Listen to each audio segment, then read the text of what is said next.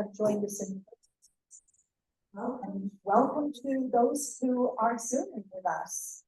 On behalf of the Historical Society, I thank you for joining us. We also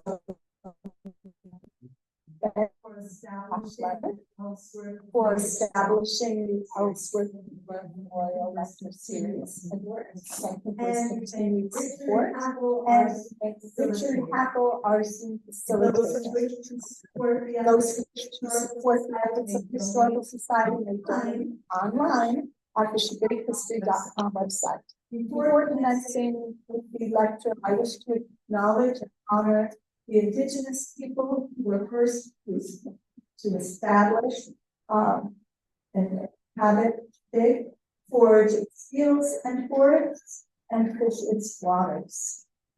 For those of you who might not know, we recently had an archaeological dig on the Hackle property. Was it Thomas Bennett from the yeah.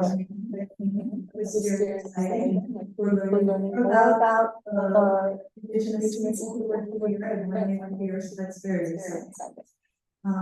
Questions relative to the lecture will be addressed following the lecture. Please type questions in the chat box and select to everyone. Those on Zoom also turn on video and your audio during the lecture. This evening's program, the Portland Gale of 1898, will be sent to us by Leonard and Danielson. Take it away, gentlemen. Thank you. I think I was 7 minutes later. Thank you, Mary. Am I long enough? Am I too long? Okay. Well, greetings on the 125th anniversary of the infamous Portland Gale. Cap and I are not quite 125 years old, but we did hear stories about the Portland Gale from our parents and our grandparents, and that was sufficient to maintain our interest in this incredible event over these many years.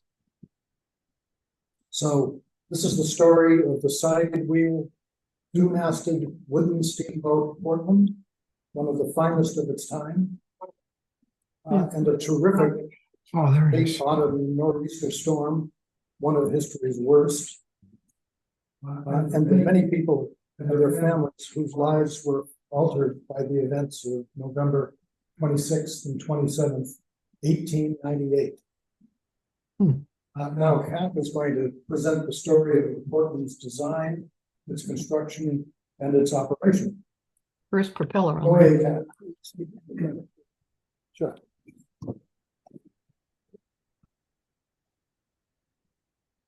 I also be heard.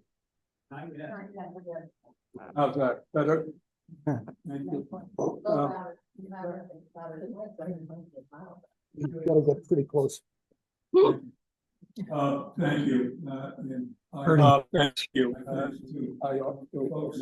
to all you folks who showed tonight.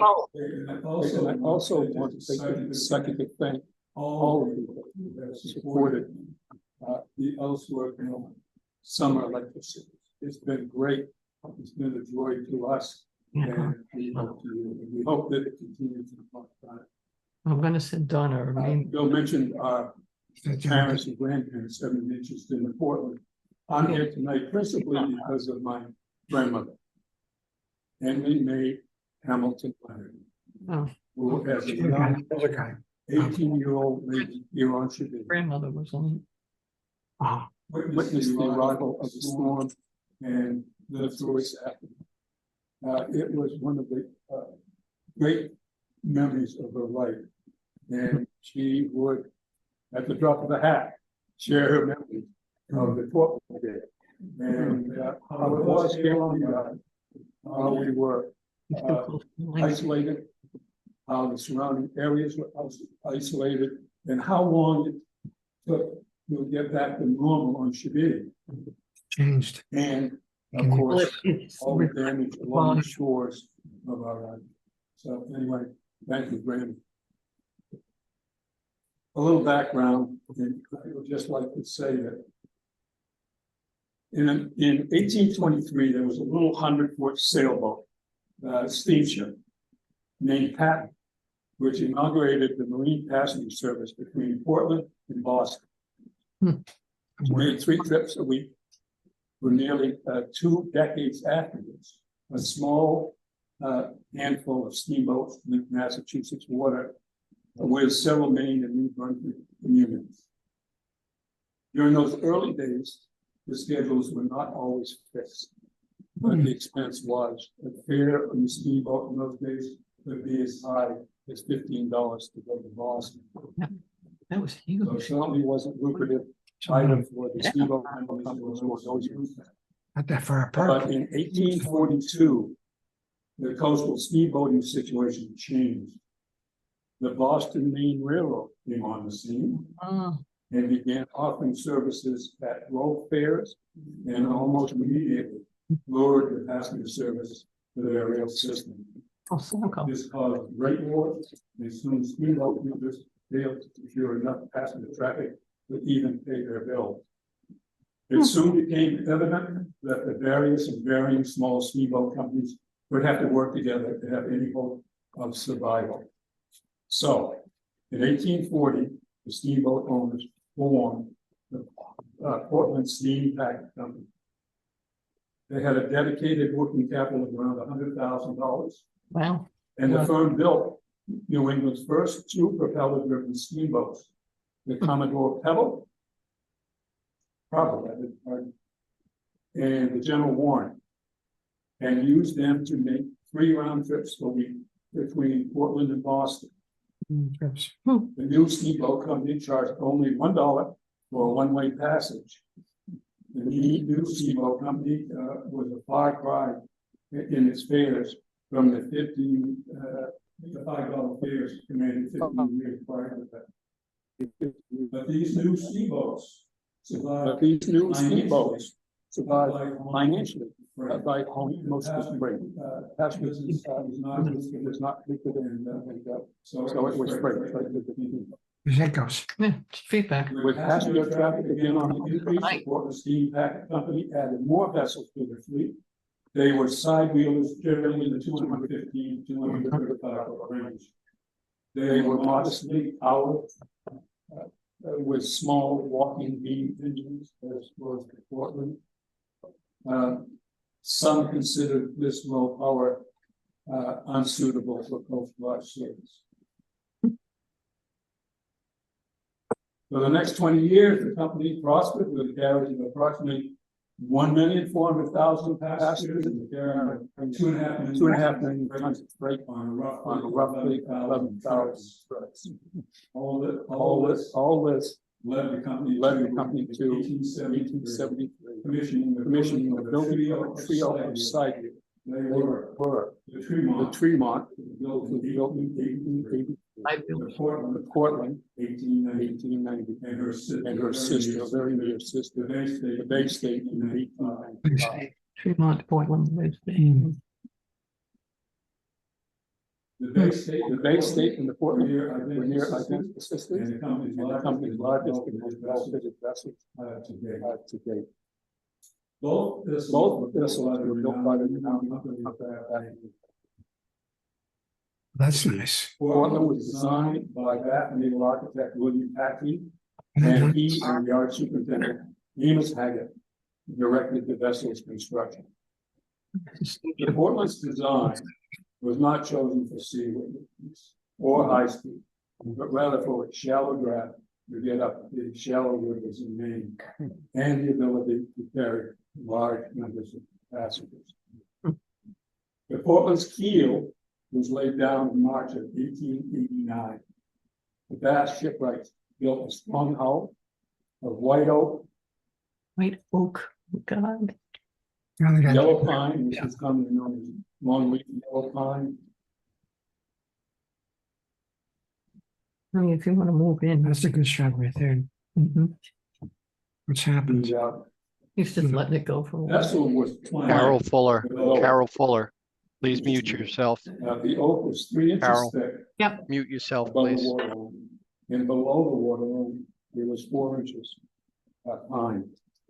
It made very smooth, and the interior of the vessel's hull was strapped with metal, wide straps ran diagonally from forward to half from either side. She was built very smooth.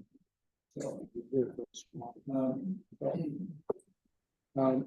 the vessel's hull was constructed with convex sides, a sharp moderate forefoot, and a round yacht-like stern. The stern on the Portland was much admired as being yacht-like. She was built with 2 masts, schooner rig, and will carry enough sail to work the basic active or to the machine. The design we call for. The lower cabins, forward and after the engine, were separated by watertight bulkheads. Powerful pumps were installed for pumping bilge and firefighting uses. She was indeed a well-equipped and a most handsome ship, and 800 tons larger than the Tremont.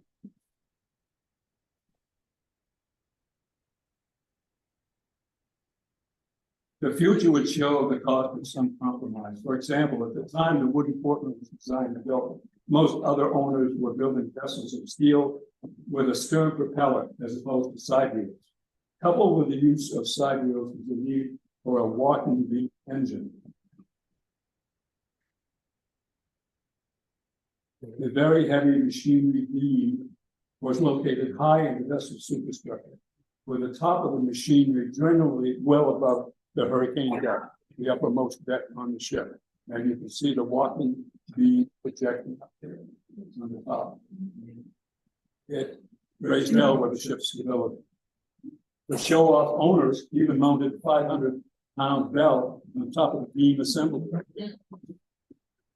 The use of side wheels mandates the use of very wide guards on the side of the vessel. And it's those horizontal sections forward and aft of the side wheels, which project out and are subject to considerable slamming forces during time of bad weather. It's one of the design flaws of that type of construction. The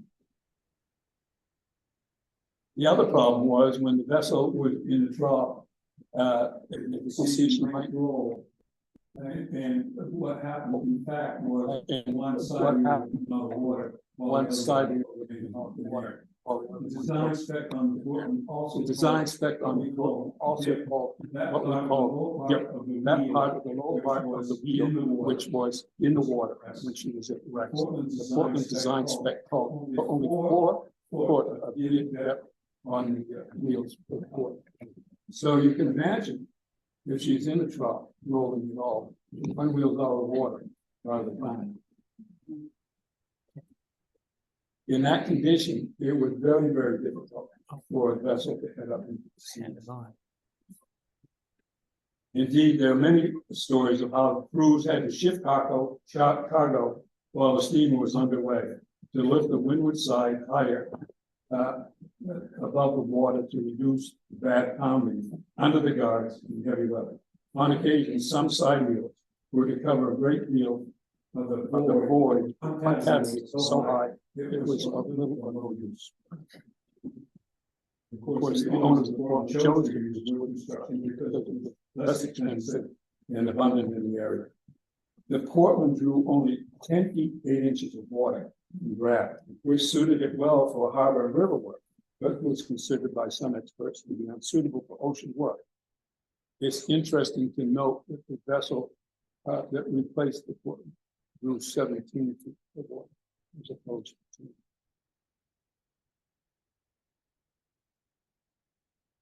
And interestingly, the Portland and those 3 ships were the last side units of this type to be built.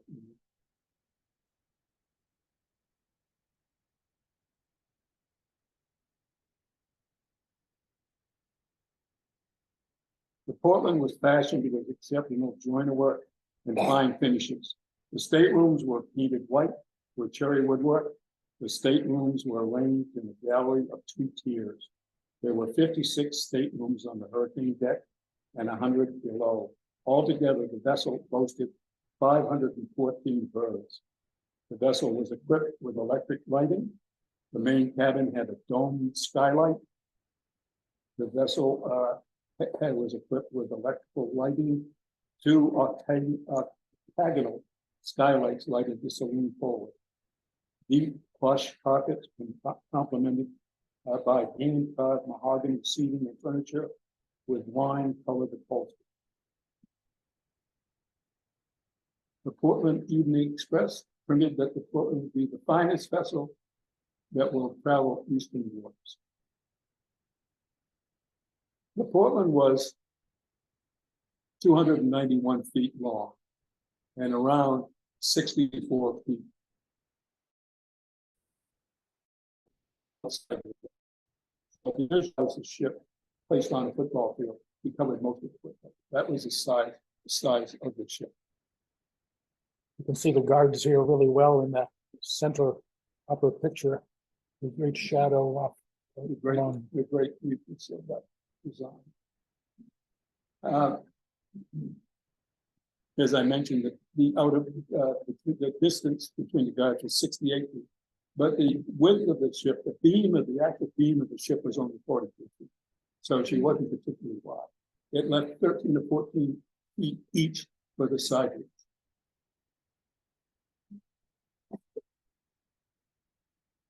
She was 2,284 gross tons. In ship parlance, a gross ton is not 2,000 pounds or 2,200 pounds. Gross tonnage measured with ships and shipping in the maritime is a cubic measurement. The gross ton is 100 cubic feet, and that's how they're measured.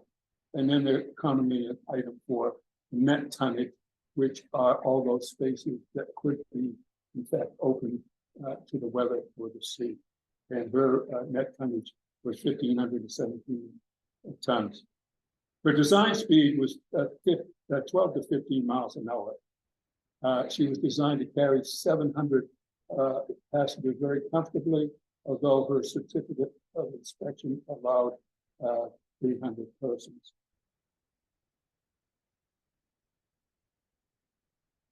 Her propulsion, as we said, has been the walking beam steam engine, around 1,400.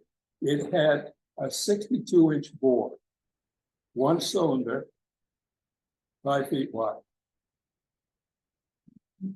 That traveled 12 feet up and down to make the beam work one way or the other. Anyway, yeah, we've gone by that, but we can bring that up again. Yeah. That's a nice schematic of the walking beam. So there we have the walking beam, and which was built by the Portland Company right down where the New England Company built engines for Pasco Bay steamers. They built locomotives. And, the remnants are still there. Portland had a coal capacity of 80 tons of coal. She fueled at Randall McAllister in Portland on the Portland end of her trip. And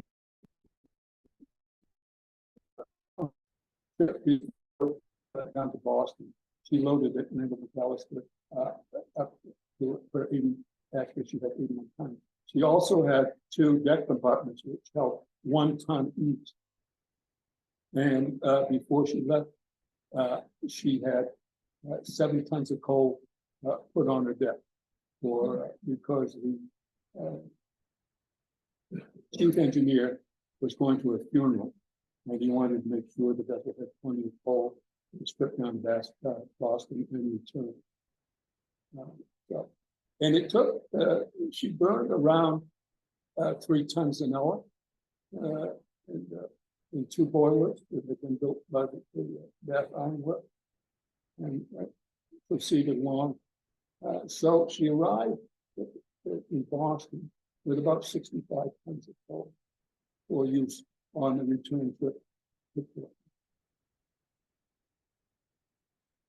As I mentioned, the side wheels, the paddle wheels, had a diameter of about 35 feet, and each had 26 paddles, which were 8 feet by 2 feet. And the dipping, as I mentioned before, was 4 feet. Steam pressure was about 50 pounds, and the ship delivered cost $250,000.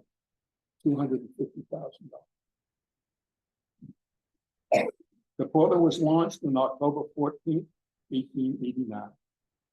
75 important invitees gathered at the nearby Saginaw House, where they boarded waiting carriages for a ride to the shipyard and a tour of the vessel.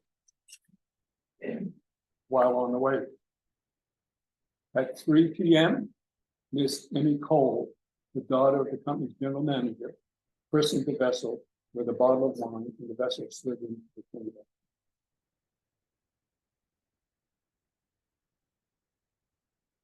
Okay, it's my turn for a bit. First, I want to just say how much I've enjoyed this. Thank you.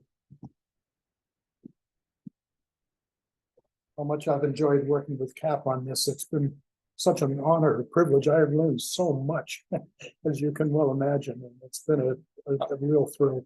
My notes here says, now Bill shines. I don't know about that.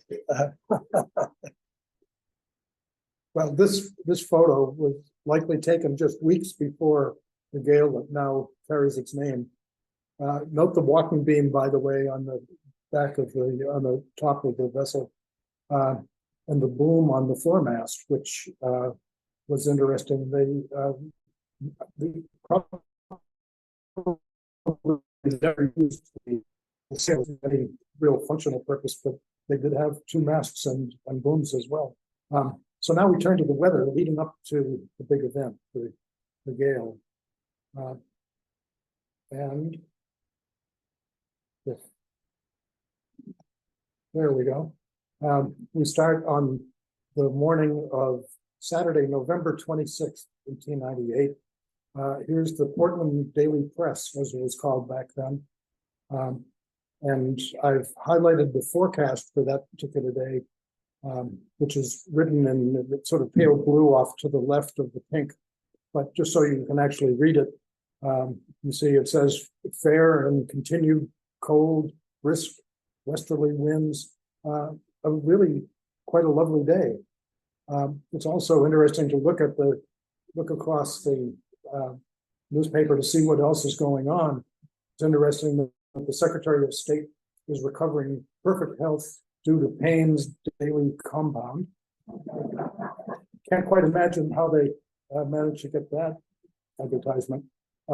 Otherwise, the papers those days were filled with articles like these 3 in this issue about the just concluded Spanish-American War. As you probably remember, the war began in the winter of 1898, the same year, with the explosion of the battleship Maine in Havana Harbor. It's curious that vessels with namesakes Maine and Portland played major roles in 2 of the most important events of 1898. Don't know what that means, but it's kind of interesting. Anyway, back to the weather. Here's the daily weather map for Saturday, the 26th, telegraphed at 10 a.m. from the U.S. Department of Agriculture, which is where the Weather Bureau was those days, in Washington, D.C. There's an incredible amount of information on this chart.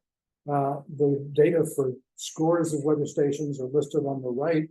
The day's weather forecast for the entire country is listed in the lower left. And then the dark shading shows areas with rain or snow being reported at 8 a.m. There were something like 500 weather stations across the country in 1898. Pretty impressive number. The dark shading I mentioned shows the rain or snow, but it also kind of obscures a lot of the detail. In fact, all the data makes it almost impossible to read the chart. So let's zoom in on a couple of sections here. If we look at the Northeast, there's Maine in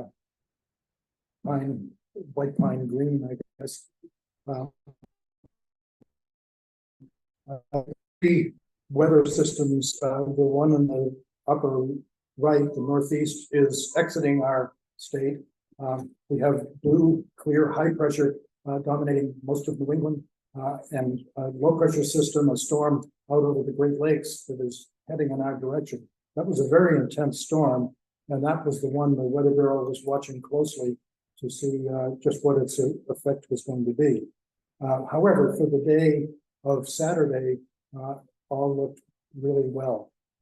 In fact, zooming in on the data from the right-hand panel for Portland and Boston, you can see if you look across the those two green lines, air pressure at each station was over 30 inches. That's pretty high pressure.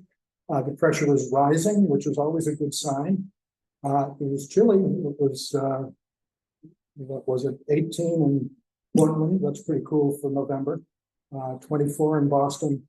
And if you look way over on the next to right-hand column, the wind speeds were just listed as light in Portland and 6 in Boston. So a pretty innocent day to start off with.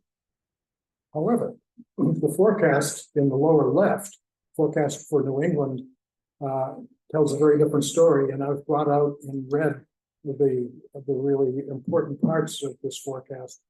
The storm in the west has shown remarkable development of strength.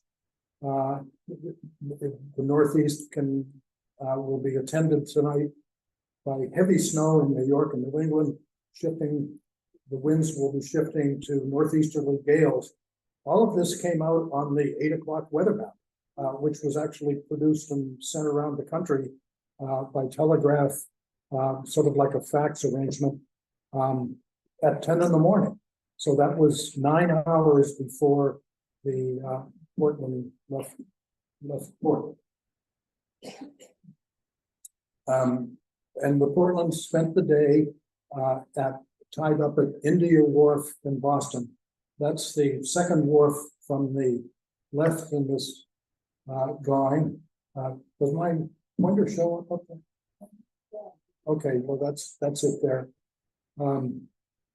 Notice that there are a couple of schooners drawn in the picture and one steamboat off on the right. It was called the India Wharf because it was constructed actually mainly for trade with the East Indies. However, it also had accommodation for many of Chabib's stone sloops. They were often tied up there. And note the jumble of Boston roads changed very little all these years later, except for the big dig, of course. Portland's captain was Hollis Blanchard. He came from Westport. He was married, had 3 children in his 50s. He had worked for the company for 10 years as pilot and captain. He was known as reliable, and he paid close attention to the weather. He was a friend and a frequent visitor to Boston radio station WEEI's weatherman, E.B. Rideout. E.B. was a character. He was known to,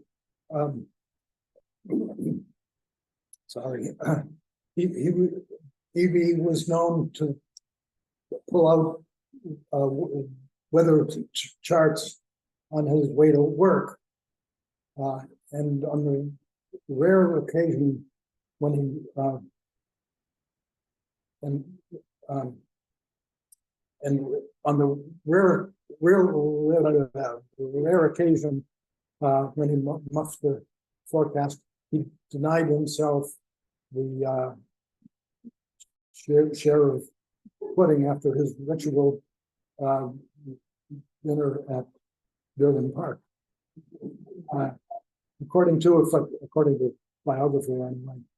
I can remember listening to E.B. Rideout's forecasts on WEEI as a very young child. In the severe, incredibly snowy winter of 1947 and 48, a little jingle was popular, which went, "You can blame it all on E.B. Rideout." And that was just, anytime anyone complained about the weather that summer, that winter, that was the song that came up. So anyway, EB is a friend of Hollis Blanchard, and quite a good friend. Besides Captain Blanchard, there were 64 crew members on the Portland serving as engineers, pursers, deckhands, saloon attendants, porters, and others. 25 were black, 19 of whom were members of Portland's Abyssinian Church on Munjoy Hill. The deaths of these 19 members altered the fabric of the African American community in Portland. In fact, the Abyssinian Church closed some years after the Portland disaster. Current plans are to restore and renovate the building. And some details about the church over there on the left. It's interesting that it's the third oldest African American meeting house in the country.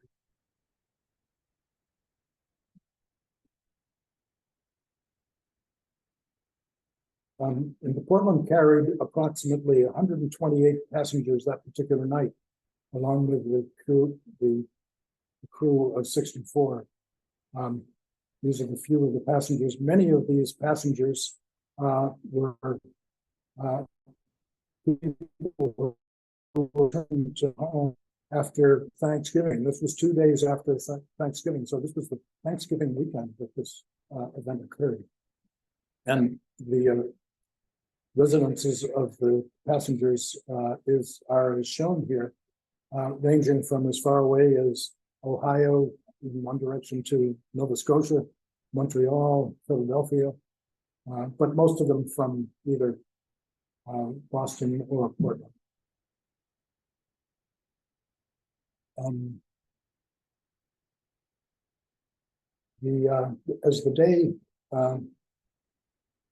As the day went on and the weather began to decline in both Boston and Portland, the steamship company owner Frank Williams was told by Williams was in Boston. He was told by the owner of the outfit, John Lipscomb in Portland, I want Captain Blanchard to hold until 9 p.m. And if the weather appears threatening, to cancel the voyage.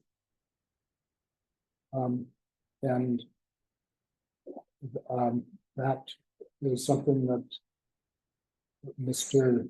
Blanchard never did. A man from Brooklyn, Maine, named Gott, saw a cat leaving the steamer, taking her kittens down the gangway one by one, shortly before the boat departed at 7 o'clock. He decided the cat knew something he didn't and got off the boat. Let's see, am I going past you? Okay. There's the Brooklyn guy. And at 7 p.m., right on time, Captain Blanchard gave the order to cast off, and away he went. Yes, why don't you start here? Obviously.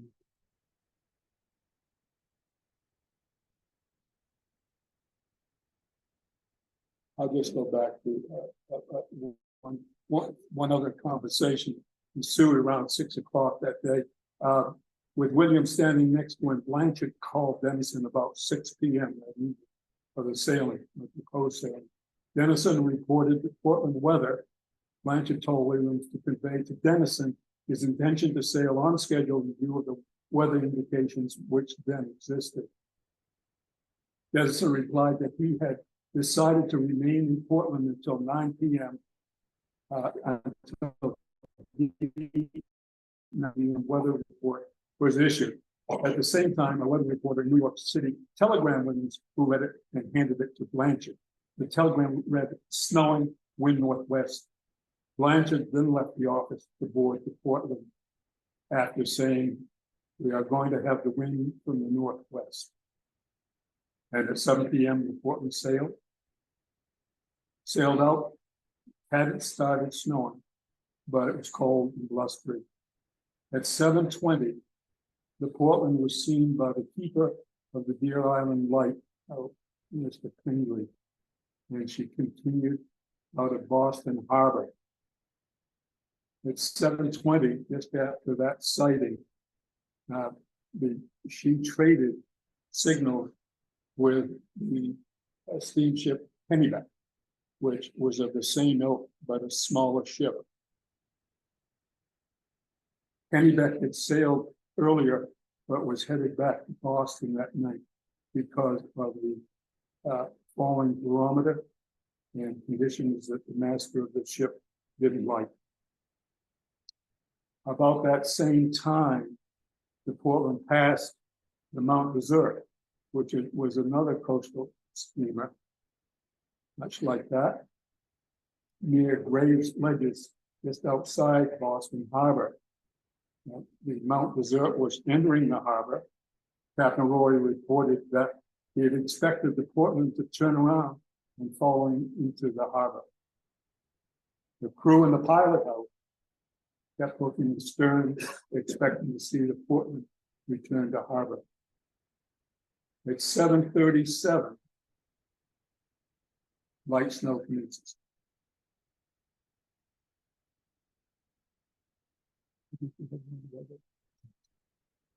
And here's why. The 8 p.m. weather map showing conditions just an hour after the Portland departed indicates precipitation covering, as you can see, most of southern and coastal Maine with this monstrous low pressure center someplace over southern New Jersey, roughly.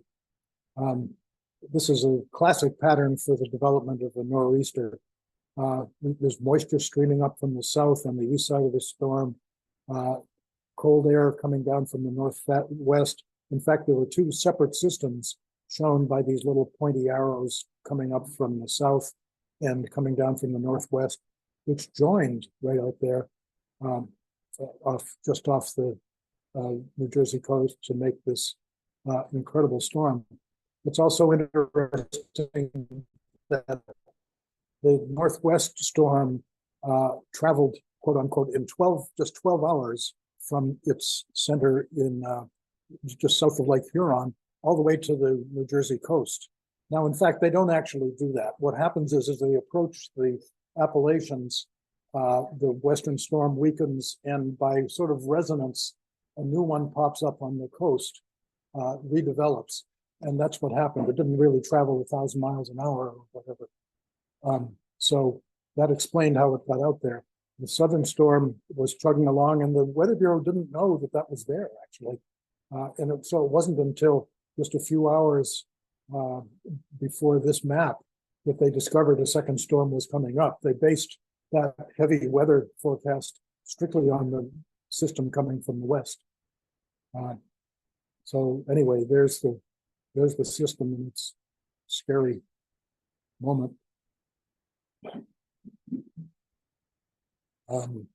So it was snowing lightly at that time, but by 8 o'clock, the snow had come on. It was snowing pretty heavy.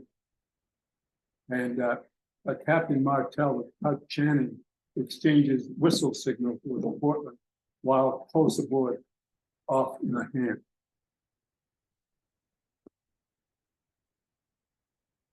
At 10 p.m., some suggest it was 9:30, Portland was on schedule off Bass Rock, about 4 miles southwest of Thatcher's Island. She was seen by Captain William Thomas of Bailey Island aboard the schooner Modest, which was running for the protection of Gloucester Harbor. Captain Thomas had been on a trip offshore fishing down on the still wagon over Thanksgiving, and was headed to Boston, but changed his mind as the storm came on, and came, of course, to go into Gloucester.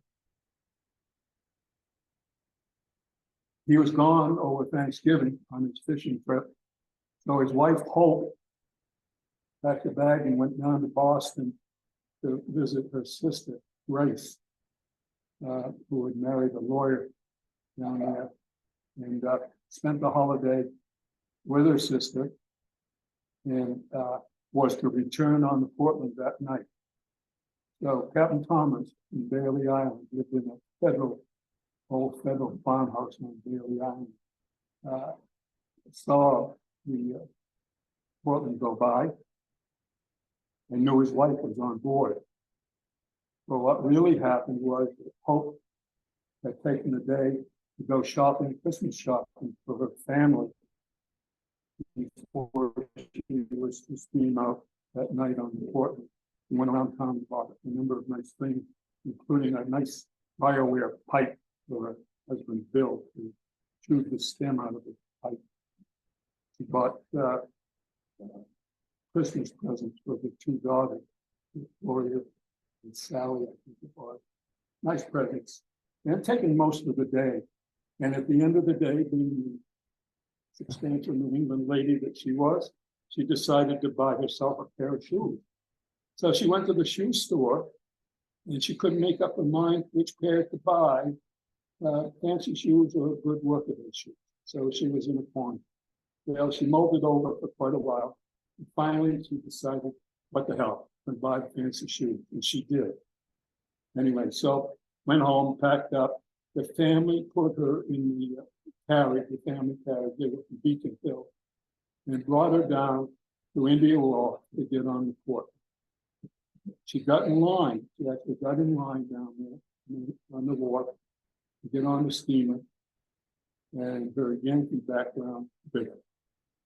She decided she was not as frivolous as she was all that. She got out of line and she ran back to the shoe store and exchanged her shoes and missed the boat. Missed the boat.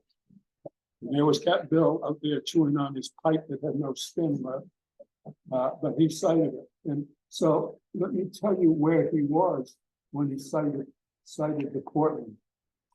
Now it's blowing and it's tough.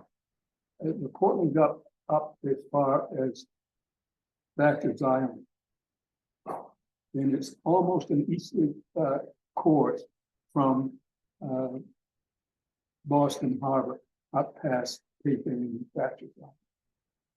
And he got up there. But when he came out around, started to come out around Thatcher's, to go up northeast, he ran into the real northeast. And he didn't get any farther. That's where. And that's where Captain Thomas on the Mardet saw him.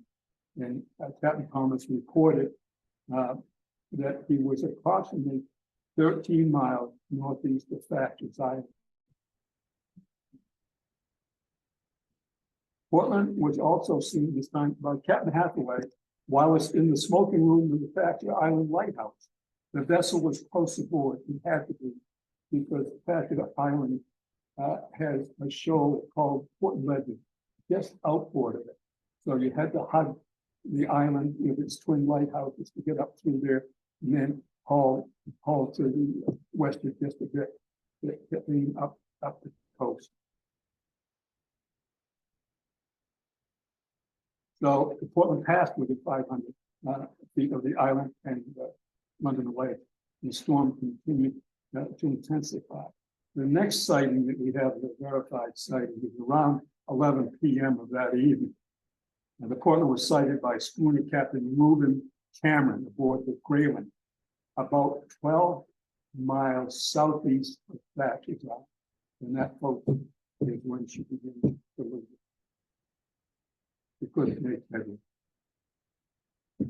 I'd say again, the first sighting was up above Thatcher.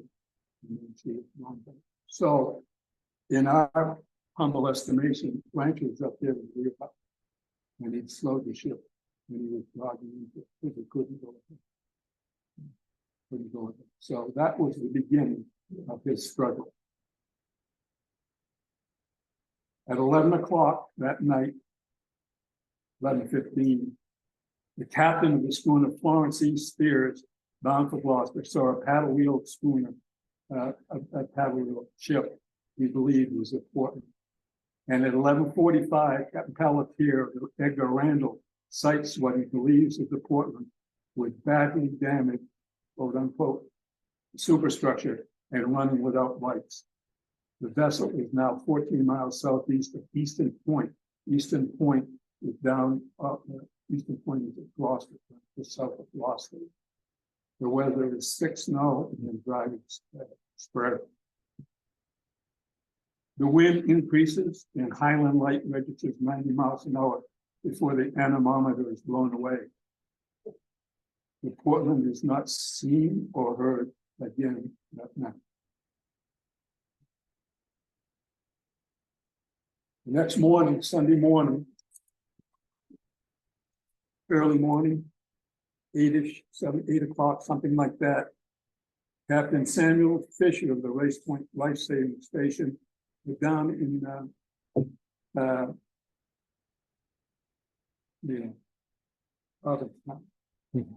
heard what he thought was a steamer's distress signal, which in those days was 4 short blasts repeated either on the ship's whistle or on the ship's bell.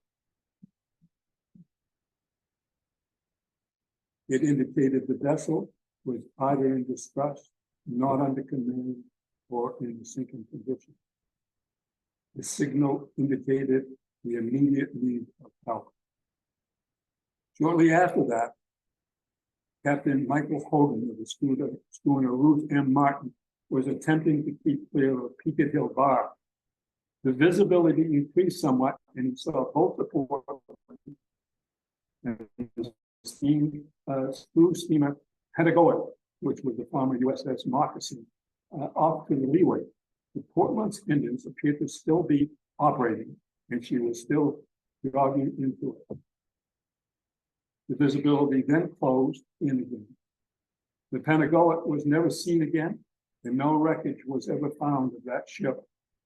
The Martin was swept over the bar and onto the beach, but later refloated.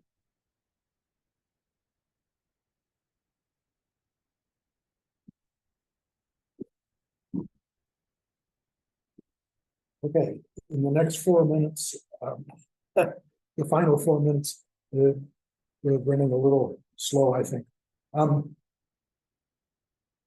Looking at the sort of damage that was going on during those hours. Here's a sketch that appeared in the Boston Globe representing the conditions along the south shore of Massachusetts, Nantasket, Situate area with just wild, crazy conditions. But the early newspapers on Sunday just had no record of what was actually happening out there. So the magnitude of the storm's impact was largely unknown. So Sunday morning, the residents of Eastern New England read headlines like the ones you see here that I've highlighted in blue, reporting a serious storm underway. 1 craft overturned, end over end, 1 person drowned, but nothing like the magnitude of what was actually going on out there. In fact, there were 4 more columns on war news in this particular issue of the Boston Globe. General Butler, who's mentioned here in big letters, was a member of the Cuban Evacuation Commission. Just in case you don't remember that. From Saturday night to Sunday morning, the storm slowed way down. And you can see, if you can sort of remember the previous position, it was down, well, it was right there. It's marked. And it moved at something like 15 miles an hour from New Jersey up to Cape Cod, essentially. So that means that the tremendous heavy weather that it was producing was sustained for hour after hour. Notice how close together the isobars are, these black lines surrounding the low, which are like contour lines for pressure.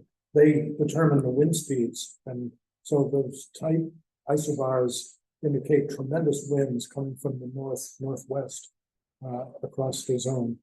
From the vineyard, there was a report that the Edgartown town clock gave up the struggle to stop working and stopped working at 9:45 Sunday morning. About 3 o'clock Sunday morning, the wind was blowing with hurricane force there. The barometer registering 28.9 inches, which is really low. And that's also far lower than the lowest isobar drawn in the map itself. Later on Sunday, they reported the wind was from the north with occasional smothers of snow. Not quite sure what a smother is, but I guess it's like a really heavy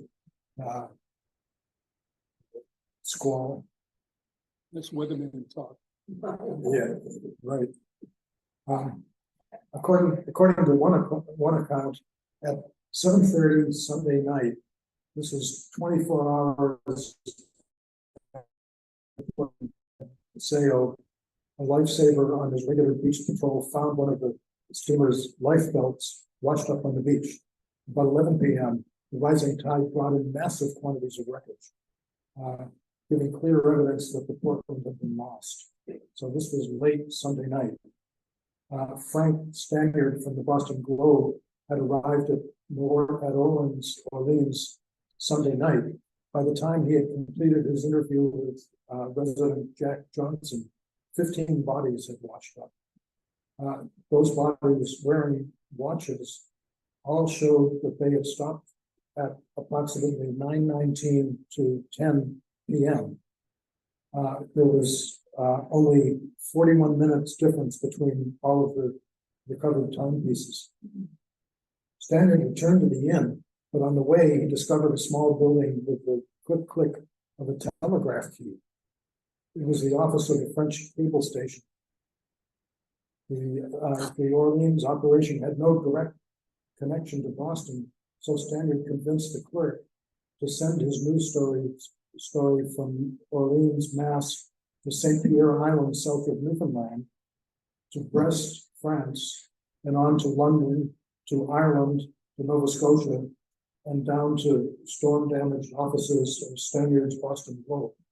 And that's how the message of conditions in the Cape and presumably the discovery of the Portland was made. The immediate assumption was that the Portland had traveled a track like this, which is reasonably close, but not perfect. By the time the newspaper came out on Sunday, the realization of the storm's intensity was there, but no mention of the Portland in the headlines, even though it had sunk sometime before. On the contrary, there was a false reassurance printed in the Portland Daily Press saying, well, everybody's been sort of frightened, but everything's okay. It's really still in port. And on top of that, another note on the next page of the Monday paper indicated that, it probably is in Deer Island or off Gloucester somewhere. No anxiety expected. The Boston papers had much the same sort of thing, but no front page news of Portland's. Too late for Stanyard's report to make it a plan. By the way, the drawings, some of these are just elegant drawings. They're so informative, and in a way they're more satisfactory than photographs, which just preserve one instant. The drawings can kind of collect different aspects of a scene that maybe happened a little earlier or a little later or whatever, emphasize certain things. I just think the drawings are fabulous.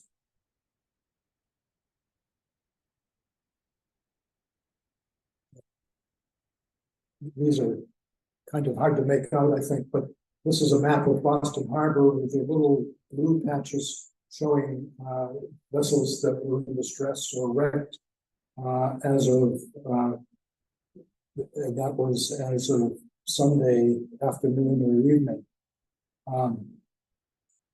Quite a number of them, but nothing compared to what it was like when a more full account was made, and every one of these red spots is a wreck. In fact, there were more than 150 shipwrecks from southern New England and New Jersey, actually, excuse me, up to down East Maine, more than any other storm in the history of New England. And countless small vessels, boats like dories and so on, were destroyed as well. Fishing gear and other equipment wrecked, and in fact, other wrecks occurring up in the Canadian Maritimes as well.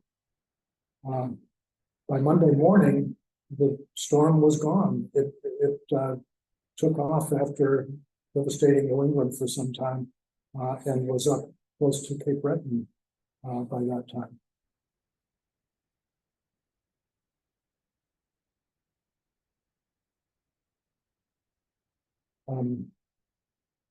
Tragedies often beget acts of heroism. In the Portland Gale, the men of the life-saving stations along New England's coast saved the lives of over 130 people. The life-saving organization began as the Massachusetts Humane Society, which is shown in this illustration here, before it grew to become the U.S. Life-Saving Service.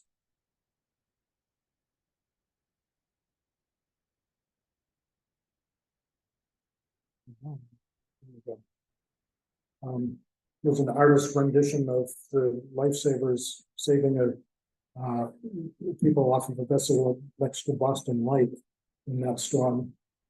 And the number one hero of this storm and in general life-saving forever is a gentleman named Joshua James. He was 10 years old when his mother died in a wreck. 5 years later, he decided to join the Humane Society of Massachusetts as a lifesaver. He continued his service until he was 75 when he died while on duty. During his career, he saved the lives of 540 people, certainly a world record. Such a great-looking guy. The Massachusetts shore south of Boston suffered perhaps the worst damage of all. There's a house just bowled over, another one's half knocked down, you see. The storm cut a permanent channel for the North River in Situate, which is just south of Boston, to reach the sea, which is far north of its previous position, the previous mouth. This was something local residents had wished for. They had prevailed on John Quincy Adams when he was the local representative to come down and try to get some sort of engineering project to cut a channel, just like the one you see here. He listened, but he never made the request. However, on one night, the night of November 26th and 7th, nature accomplished the project, carving a channel right through here where it's still called, on Google Earth, it's still called the New Inlet, carving the channel 250 feet wide and 13 to 15 feet deep at low tide, and separating the fourth cliff region of Humrock from the rest of the region, the rest of part of Situate. As a teenager, I spent some time down there in Humrock, and thanks to the new inlet, John Barnard and I could take his little skiff up and down this branch of the river and wander around in the marshes and so on. It was a terrific time. So we're ready for the storm. By Tuesday, front page newspapers began to concede the Portland's likely loss. The entire front page was devoted to the news of the storm, especially of Portland in the Boston Globe. It also made similar news in the Portland Daily Press. And that news includes news from Shabib, and here's a closer version of some of this. Speaking about specific sloops, people like Fuhr, Howe, Bennett, Dowdy, I think they misspelled Dowdy, but Hamilton, Bennett, Thompson. The schools were to commence today, were suspended on account of the deep snow. A crew of 35 men with teams worked all day on the big snowdrifts, which are the worst in years. And a barn belonging to Cap's relative, William Littlefield, was blown down during the gale. And the conditions like that just go on. To quote a couple of other examples in this area. The fishing schooner J.S. Glover of Portland got adrift and went down the harbor with a racehorse. She ran into the side of a coaster whose name was not named, learned, but was not injured seriously. The Glover, however, looks like she had been struck by a 10-inch beam. The sloop C.S. Edwards was seen pounding violently against the eastern edge of Shabig Island. Another sloop and 3 schooners lay all piled up nearby in a confused mass. Imagine. Christensen's new hotel, which was in the process of construction at Cliff Island, was twisted about and toppled over like a pile of loose boards. A lot of unslaked lime, which was to be used in the construction, took fire upon coming in contact with the water, and quite a conflagration ensued. The new hotel is a wreck. On it goes. Finally, on the November 30th acknowledgement of the Portland's loss, all 192 lives on the Portland were gone. Only 35 bodies were actually recovered. And page after page recounted the tragedy of this, just obituary after obituary and so on. And the same for the Boston Globe. And Cap, you have a story about the Cutter Woodland? Yes. When it became known that the Portland was missing, the revenue cutter people sent the ship out to search for the Portland. The Woodbury is famous, has a famous Shabig connection in that it was the assist ship for the Casco Bay Line Pilgrim when she went aground on Good Point. So if you look at those pictures, people that were actually on the beach looking over, past the Pilgrim, that is the same ship.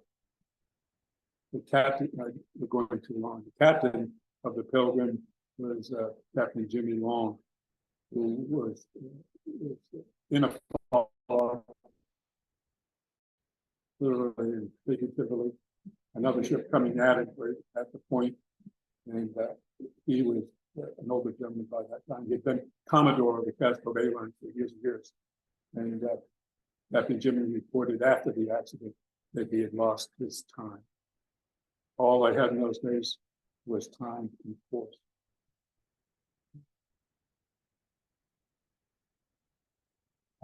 Well, the days went on, and it was such a tragic time.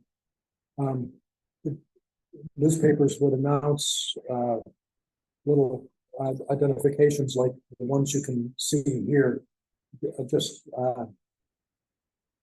details that families would pour through trying to find search for a loved one.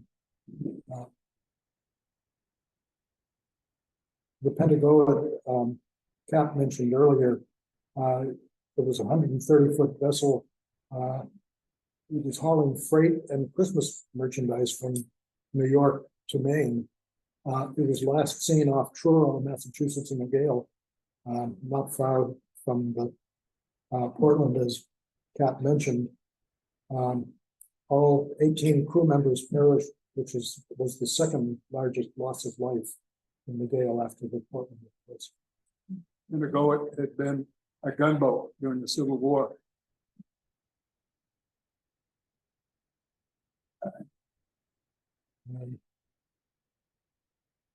All of these don't even need comment, but this one is rather interesting. A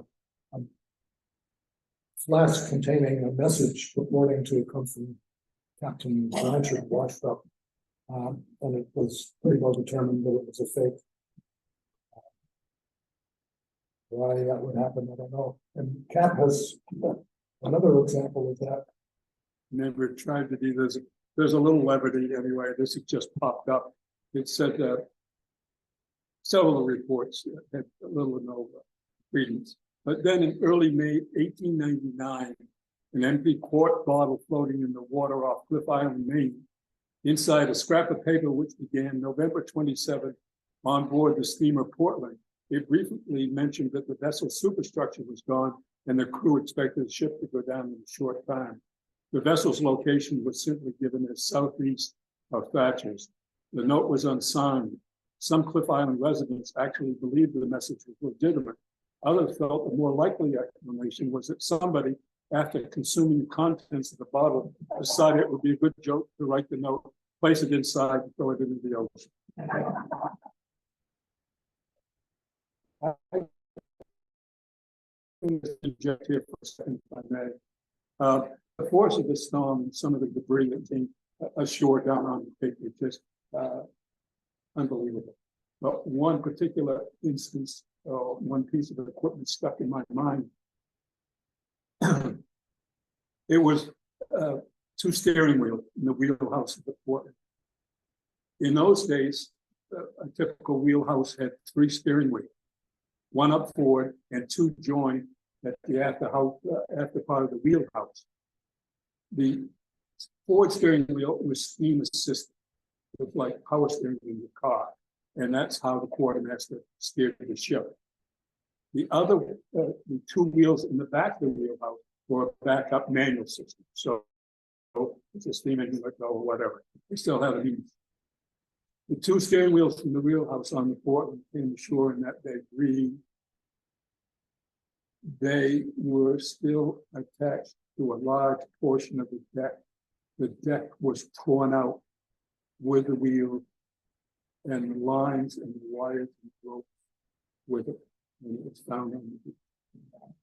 And you can see it down in the museum In Centerville on Cape Cod. That was the force of the storm.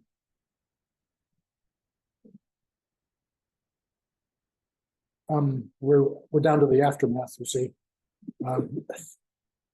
Since there were no survivors, there was no official investigation.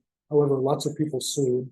It went to court. A lot of people were heard from, including my weatherman guy, E.B. Rideout, who said that Blanchard was known for his caution. And he confided that the company had disciplined him for being too cautious in light of increasing competition from the railroad. So he was merely following orders on the 26th. In any case, the finding from the judge said it was due to an act of God. One benefit from this tragedy was that more improvements were made on the design of steamboats, as you can see with the highlights that are in yellow there. And then 3 months after the sinking, 4 months, I guess,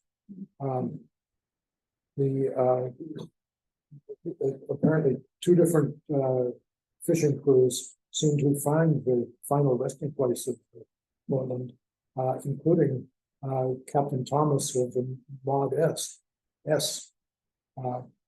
who had sighted the ship during its that found a bed frame that had been specially made to fit with the Portland. So it seemed pretty clear that that had to be the Portland on the all right.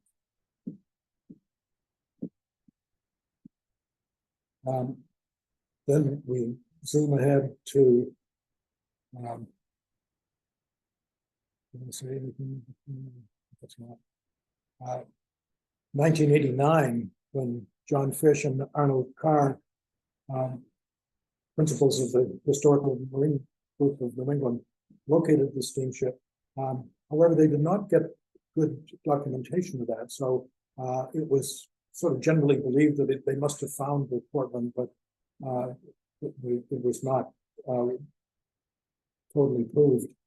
But by in 2002, they provided the photographs that made it very clear that the Portland was down there, where they said in 460 feet of water, about 20 miles off of Gloucester. And so, as Cap pointed out, New England is still mourning the passing of the Portland after all those years. It comes in as headline news in 2002. In 2010, the same researchers returned, and they have better documentation of the vessels down there. The 2010 one shows a school of fish just off to the right of the hull, which is kind of neat. And here's a side scan sonar image of the vessel. The hole here, this was due to the anchor windlass falling through, you think?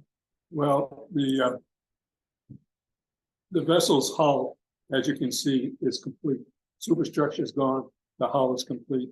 The only problem is up for the main deck, where the anchor windlass has actually fallen through the main deck.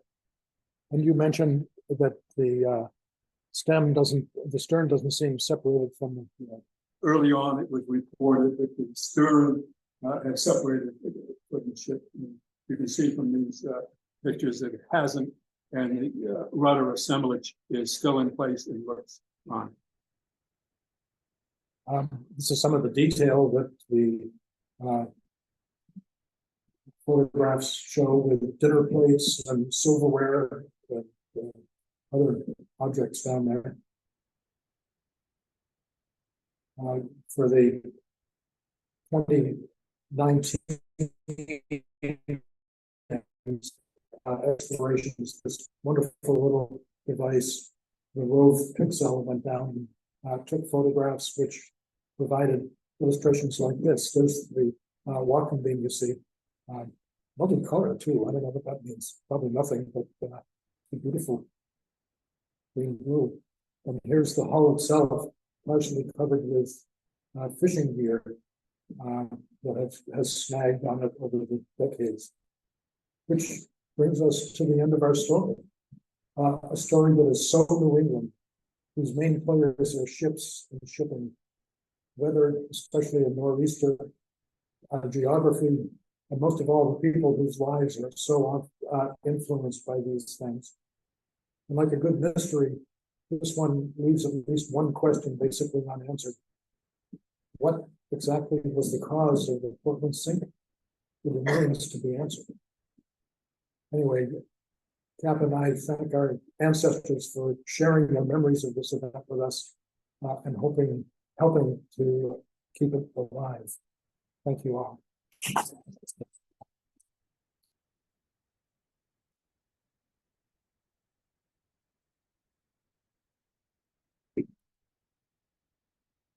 Thank you, Bill and Pat, for an absolutely fascinating presentation.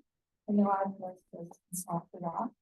And sincere thanks to all of you who joined us in person and those who zoomed in with us from home. Our next lecture will not be the fourth Monday of the month. It is going to be a Thursday, and it will be on September 21st. And it will be presented by Nick Wessel.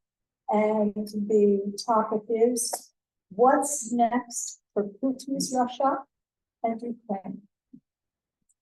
So I Thank you, and as I shared earlier, if you'd like to continue to support the efforts of the Historical Society, find that button on our website.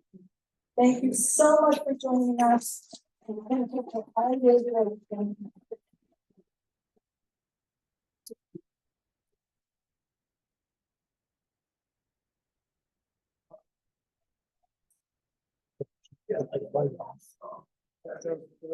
Thank you very much. Thank you very much. Enjoy it. Thank you. Thank you.